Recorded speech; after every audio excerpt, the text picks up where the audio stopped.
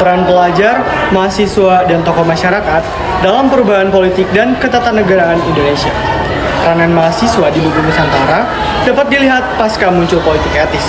Melalui program edukasi, sedikit demi sedikit, mata telanjang bangsa Indonesia mulai terbuka. Banyak anak bangsa Indonesia yang disekolahkan ke sekolah dasar hingga perguruan tinggi.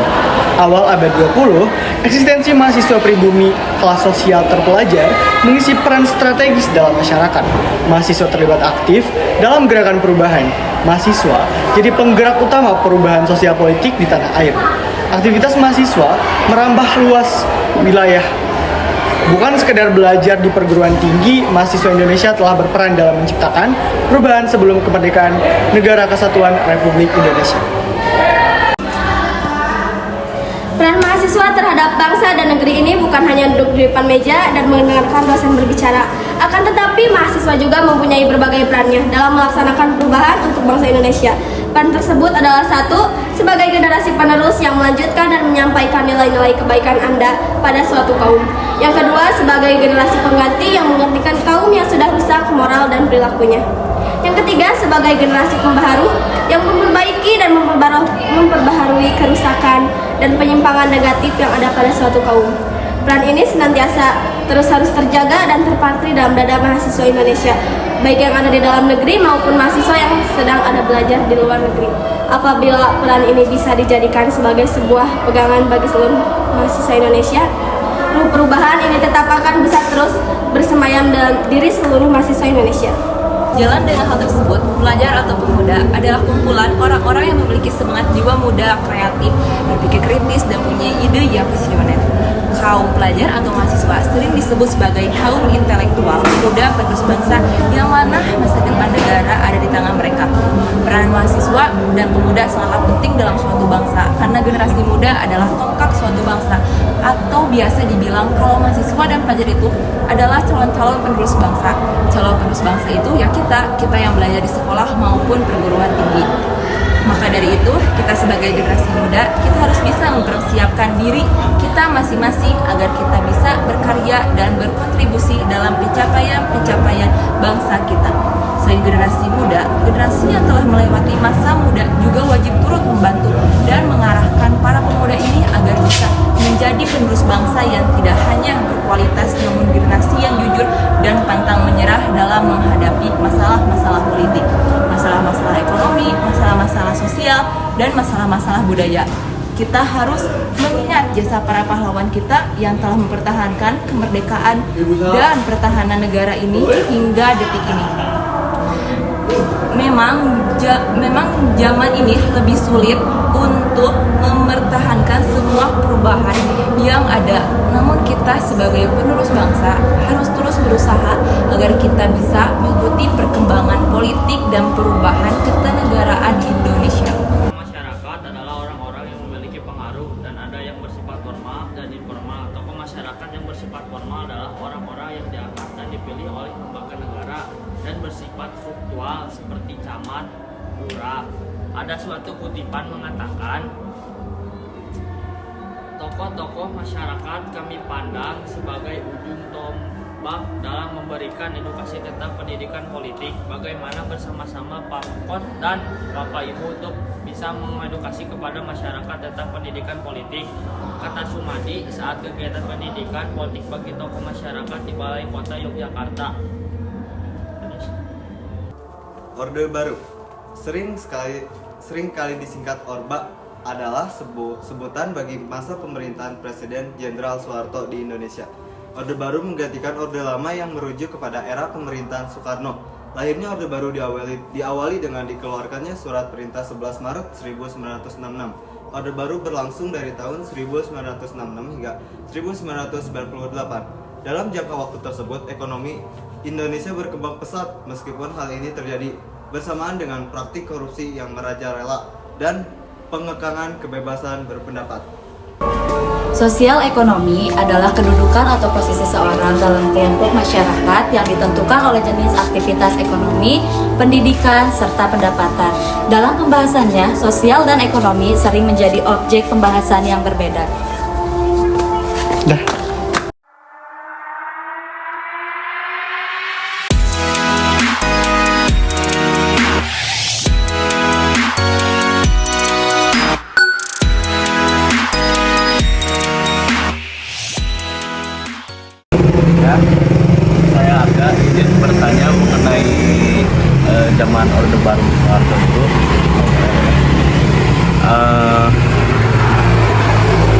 Bagaimana pendapat Bapak tentang dampak eksploitasi hutan secara komersial selama Orde Baru terhadap kesejahteraan penduduk lokal? Kalau dulu di zaman Soeharto, memang khususnya keluarga Cendana, mereka menguasai, tetapi mereka membela rakyat. Memang hutan dieksploitasi oleh keluarga mereka, tetapi di situ harga-harga murah. Mereka tidak langsung mengekspor, tapi memenuhi kebutuhan rakyat. Pada saat itu memang harga murah dan masih monopoli keluarga Cendana. Nah, secara ekonomi memang rakyat di sini merasa tertolong, begitu deh. Dengan adanya eksploitasi ini, Dengan ada eksploitasi, mungkin memang itu dikuasai oleh keluarga Cendana itu. Memang kalau secara hukum perhutanan itu memang kan nggak boleh ya. Iya. Nah, tapi pada saat itu kan masih tetap zaman sekarang, zaman dulu penguasa tetap berkuasa. Jadi instruksi dari atasan tetap mereka tidak akan melawan. Gitu deh. baik Pak, terima Ya. kasih. Saya Rifli Pak, izin bertanya, menurut Bapak bagaimana kondisi saat itu yang dinamakan ekonomi sosial politik yang berkembang di Indonesia?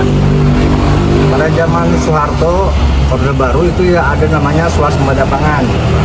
Nah, di situ memang antara ekonomi dan politik itu satu paket. Dulu kalau nggak salah waktu itu Menteri Penerangan Saudara Harmoko, dan pada saat itu swasembada pangan rakyat yang itu sangat luar biasa bagus dan bisa memenuhi kebutuhan khususnya di negara Indonesia.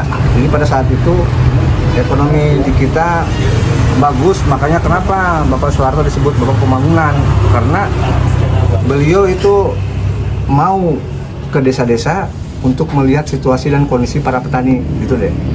Terima kasih Pak. Ya. Perkenalan, saya Raffi Mahendra. Saya mau bertanya, bagaimana pemikiran Bapak tentang melonjaknya harga pokok pada masa pemerintahan Orde Baru dan langkah apa yang diambil dalam menghadapinya?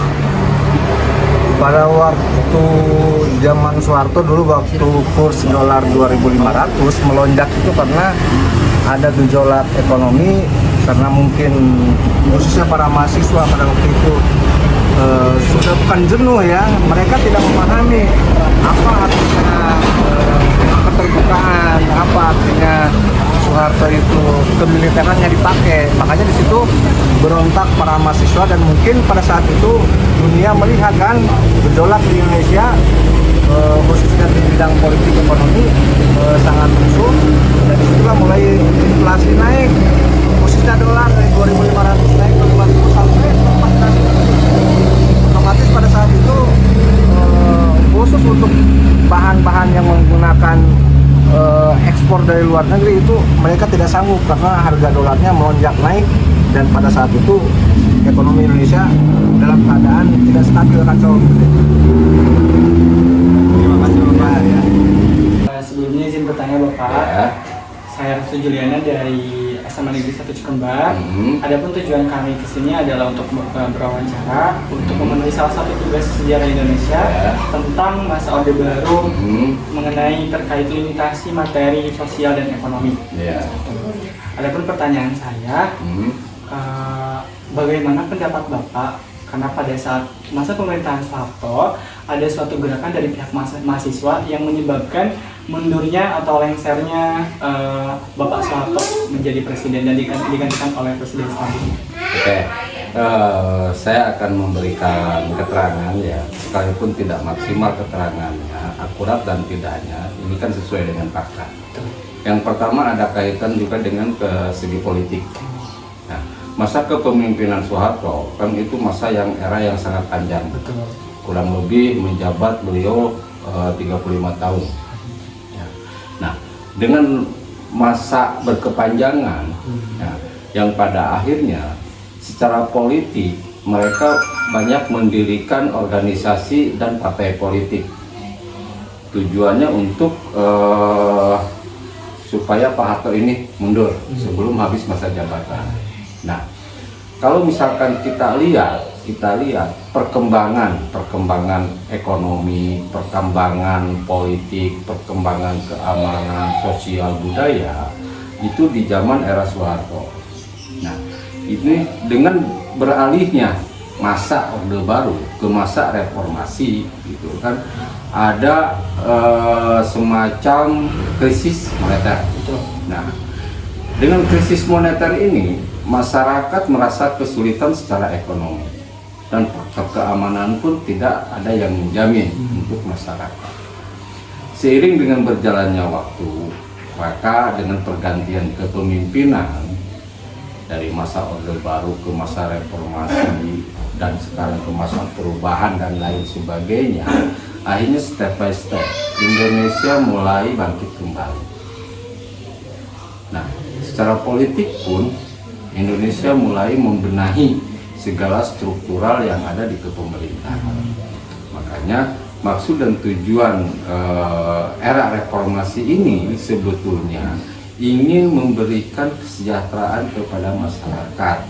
Hanya di situ teknis dan cara yang tidak dimengerti oleh masyarakat. Kita maklumi warga masyarakat kita adalah masyarakat awam, gampang terprovokasi.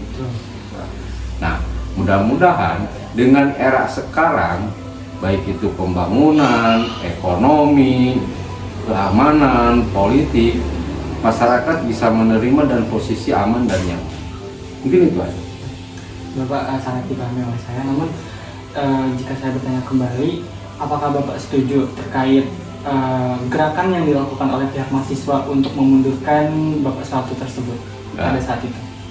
Kalau misalkan secara unsur masyarakat itu kan tidak keseluruhan warga masyarakat Soeharto ingin mundur, tidak ya, karena itu ada kaitannya politik. Setuju dan tidak setuju ini sudah terjadi, ya. Setuju dan tidak setuju ini sudah terjadi. Apapun bentuknya, kita hanya tinggal mengikuti aja. Karena sebagai warga masyarakat, unsur pemerintahan desa yang ujung tombak pemerintahan berhadapan dengan langsung masyarakat, kita hanya mengikuti aturan perjalanan struktur pemerintahan. Sebelumnya Bapak terima kasih banyak sudah memberikan penjelasan dengan sangat baik dan sangat mudah dimengerti oleh saya. Iya, siap, sama-sama. Mudah-mudahan ada manfaatnya untuk kalian semua dan dibuatkan sebagai dasar, nanti sebagai dasar bahan laporan ya. Ya. Terima kasih Bapak. Mangga. Izin perkenalkan diri, saya Dr. Masari dari SMA 1 Sumbar. Izin bertanya, bagaimana sih tanggapan Bapak mengenai perekonomian pada masa pemerintahan Soeharto? Oke. Perekonomian pada masa era Soeharto itu lebih bagus, lebih enak, dan lebih gampang. Karena apa?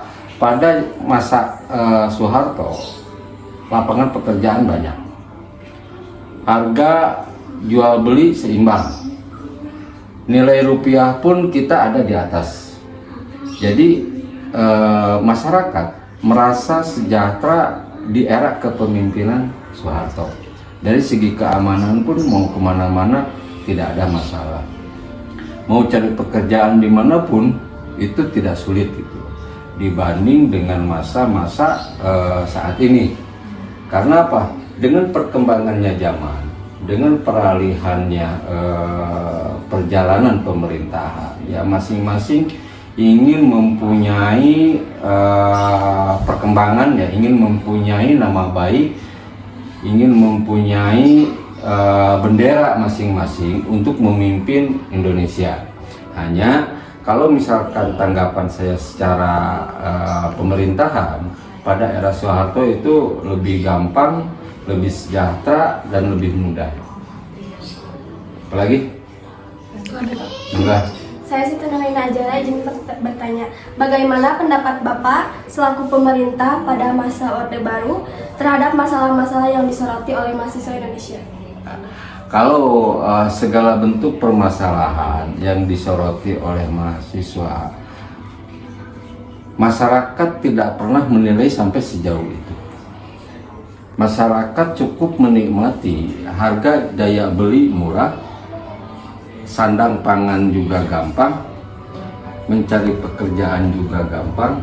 Nah, tanggapan terkait permasalahan yang dilakukan oleh mahasiswa itu kan di luar masyarakat sebetulnya, karena ada yang memprovokasi. ingin adanya perubahan dari masa Orde Baru ke masa reformasi. Mahasiswa tersebut tidak mutlak keseluruhan mahasiswa ingin mengadakan perubahan tersebut. Mereka hanya merupakan pendobrak untuk masa jabatan Pak Soeharto karena terlalu lama, era Orde Baru. Nah, maka beralihlah dengan era reformasi. Baik dan tidak baik, apa yang dilakukan oleh mahasiswa ya, sudah terjadi pada saat ini. Itu sudah terjadi karena dengan berbagai macam perubahan, dengan berbagai macam peralihan politik, karena kaitannya dengan politik yang ada di Indonesia. Itu aja. Terima kasih. Sama-sama udah. Bapak, maaf mengganggu waktunya. Perkenalin, nama saya Arianti Panestu. Nama saya Raffi Prayoga. Nama saya Ranggika Saputra. Nama saya Arga Wiratama Erlambang. Ini Pak, dari SMAN 1 Cikebar ada tugas buat wawancara tentang pada zaman Pak Soeharto. Mungkin pertanyaannya bisa satu-satu dari teman-teman. Silakan ya, kan juga belak-belakannya saya udah mengalami.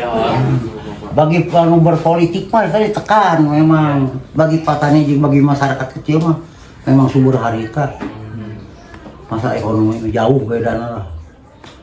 Itu harga biasa kan pernah 1.000 600 perak. Zaman Soekarno dalam Ben-Hur, dalam bulgur jalan jagung. Mengalami zaman Soekarno. Zaman Pak Harto mah kan dia alhamdulillah rencana program pertanian rehabilitas 1 sampai 5. Rencana pembangunan 5 tahun sekali gitu. Ya Pak, pertanyaannya teh, bagaimana tanggapan Bapak apa yang dilihat di masa Orde Baru ketika stabilitas politik diterapkan dan mengutamakan ekonomi atau pembangunan? Sebelum 98 ya, waktu saya jadi kades itu Soeharto masih Soeharto. Juga pernah Pak Amin Rais bikin demo namanya reformasi. Kalau mah adem ya udah naon. Kan kabeh dia, tak dolar itu kan 2.500 baheula mah. Ayeuna pas sabar 12.000 per beli. 16. Ayeuna mah harga lu teh 6.000 7.000 kan baheula mah biasa ge 500 perak. Memang pembangunan bagus ayeuna. Aya baheula mah memang ya korupsi lagi ada sok di luhur hungku ka harapan teu piluhur kan berjamaah. Prinsip orang belakang dan orang mengalaminya, mengalami. Saya mah pernah dikepung di kantor desa zaman 88 ku PDIP dan seorang pendukung Golkar. Nih kayaknya Golkar kan sama itu balilahan simpatisan gitu ya, boga KTM mah tuh boga.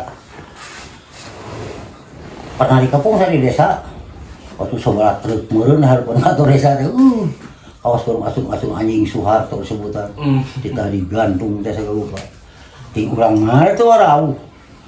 Kajelma puluhan, ratusan orang bro. Kan mikir beberapa Harto. Lah itulah namanya masalah ekonomi mah stabil ya. Kan kabeh dia ada krisis politik. 88 dari politik anu diberi kekuasaan leluasa dijak pendapat gitu, ngeluarin pendapat. Ada beberapa partai kan tiru yang pernah paeh anggota TPS cai paehnya loba. Udah bating partai hasil reformasi berarti partai politik mana hari 24 asal nama tiru PDI itu pakai perjuangan PDI tiru Golkar. Orang politik. Kalau pengalaman tidak tiru zaman Orde Lama, Orde Baru, reformasi, ayeuna dah mengalami. Kan memang ada pembangunan di alam canggih mah ayeuna ku Jokowi lah mengakui teman. Kan baheula mah adem negara teh ayeuna teh pasti kareueung baheula mah teh keueung. Ayeuna mah aduh ka mana-mana pan urang kalah keueung. Iya. Udah sekolah mau dirampok gitu. Nah, memang hidup zaman Orde Baru memang bagus lah bagi, tapi buat bapak pribadinya ayah kabeh dia mah berat atau jadi lurah ke kada sungguh 13 tahun 3 kali dilantik berat tahun 1988 mereka tuh 2000 hiji di umur 38 tahun jadi kada umur 50 hiji tahun panggilanan lah di kata dari kemana-mana bilang dia tidak keluar kecamatan tuh Iya, pada jauh keluar kecamatan Cikemar enggak sih. Oh, semuanya kecamatan Pak. kecamatan Cikemar pakinya pokoknya nanya-nanya anu karung instansia insya Allah pasti ngalus ke Orde Baru Iya. Iya, Kak. Selalu emang mengalami ya Pak. mengalami keamanan kejauhan dari rona hirup buruh bener-bener mukti yang petani mukti sebagai harga beas murah tapi petani turun dulu bantuan pupuknya loba jadi bener-bener lah pupuknya di bawah standar ayo duka ya bantuan darah desek pupuk subsidi Oke Pak, izin bertanya Pak. Apa yang Bapak rasakan pada saat masa pemerintahan Soeharto? memang normal lah sebut normal bagi bapak pribadi ya tapi mungkin dia anu lansia mah sama anu lansia mah anu di atas 70 tahun mengalami zaman Orde Soeharto gaji memang murah tapi yang benar barokah gitu. Iya, Ibu. Makasih Bu. Dolaran 2.500 per tahun. $1. Tapi dira ta krisis ekonomi, krisis politik. Terus pendalaman lah ekonomi di politik krisis teh. Dolar kuat jadi 4.000, 5.000 kan terakhir. Langsung ngejual deh Pak. Diganti ku Gus Dur. Megawati mah ada wakil presiden Gus Dur lah itu. Di Gus Dur ganti di Mega ganti ke SBY. Baik Pak, izin bertanya, bagaimana pemikiran Bapak tentang melonjaknya harga pokok pada masa pemerintahan Orde Baru dan langkah apa yang Bapak lakukan dalam menghadapinya?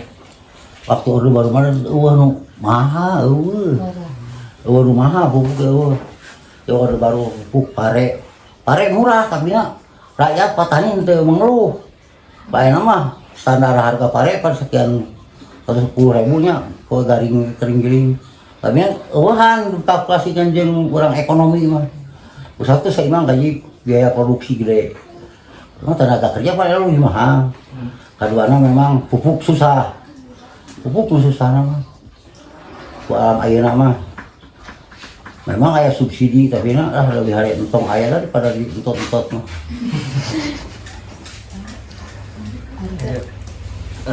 Bapak boleh bertanya bagaimana pendapat Bapak tentang dampak eksploitasi hutan secara komersial selama Orde Baru terhadap kesejahteraan rakyat lokal? Tadi dibilang gitu lah, nanti bisa ada masalah hutan mah teh ayeuna eureuna. Magundulan mah di ayeuna leuwih warna kok ayeuna mah. Teu keur baheula we strategi aya. Dampaknya transmigrasi berhasil kabeh. Baheula transmigrasi saya. Ayeuna urang bangsa daerah Sumatera pan eta berhasil bangsa buka kebun sawit loba transmigrasi. Anu bener mah bisa namahan diberi 2 hektar bisa jadi 20 hektar. Ayo untuk ekspor bang dijual dari balik lagi ke Jawa gitu. Masa ekonomi begitu lah. Kan mengalami itu jadi gitu. Ayo setelah kondisi mah orang seperti apalah jadinya. Ngan bagi anu istilahna elit-elit di luhur anu berseberangan jeung manehna tertekan. Kayak Amin Rais bangsa ya gitu lah. Tokoh reformasi Amin Rais malah milu demo ngalaman ke SMP aduh mobil miluan tahun 88 deh kayak kamar PKI yang baru bilang kok PKI meledak gitu tahun 25 mulai tahun 2005 PKI lah. Dari upacara itu zaman Soeharto mah kabaret baju hidung sana hidung Ciparakan Lima paling loba desa Cimaung salah 12 orang anu terlibat teh baheula kan paekeun kitu mah kudu lapor dah kudu jeung fotona dikuburna di mana kudu bener-bener urang laporan tuh ayeuna mah bebas arek komunis saboro nu ulah boga pengaruh di Republik Indonesia mah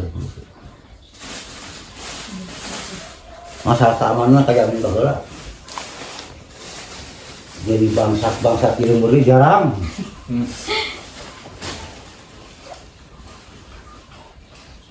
Bener-bener lama kejamin. Sumber hakanan kejamin, keamanan kejamin.